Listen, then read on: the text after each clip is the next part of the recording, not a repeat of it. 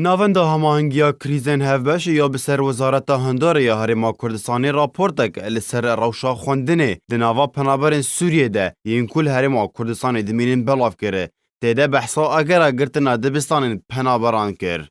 Di raportê de hatiye got bêhtirî 250,000 penaberên Sûriyê li Herêma Kurdistanê dimînin. Got li ser neh kampan hatine belav kirin û yên din jî di nava bajarên herêmê de dijîn. Rêjeya zarokan di nav wan penaberan de 34 ji sadî ye. Got temenê wan di bin 11 salan de ye. 62 ji sadî ji zarokên temenê wan di navbera 6 ta 12 salan de nehatine tomarkirin di dibistanên fermî û nefermî li Herêma Kurdistanê.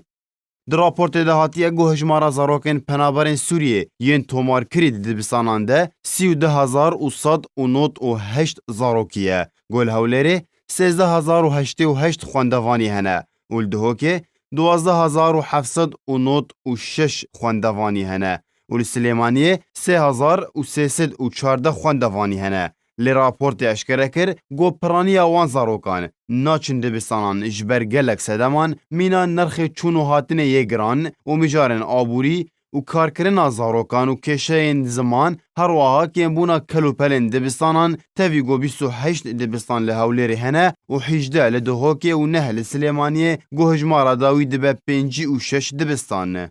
Raporta hikûmeta Herêma Kurdistanê daxwaz ji aliyên berpirs kir got alîkariyê ji wan re pêşkêş bikin, mîna nûkirina dibistanan û avakirina dibistanên din. Her wiha anîna mamosteyan got mûçeyên wan pêşwixt werin daweşkirin. Her wiha peydakirina kelûpelên xwendinê û çareserkirina kêşeyên ziman.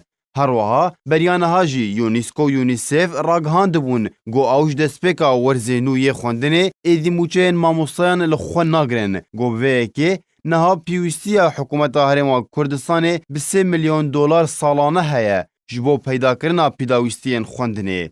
Di dawiya raportê de navenda hemahengiya krîzên hevbeş ragihand got eger heye got dibistanên penaberan li Herêma Kurdistanê werin girtin û ew zarok ji xwendina xwe dûr bikevin. Eger aliyên navdewletî xwe bêdeng bihêlin û alîkariyên bilez ji wan re pêşkêş nekin.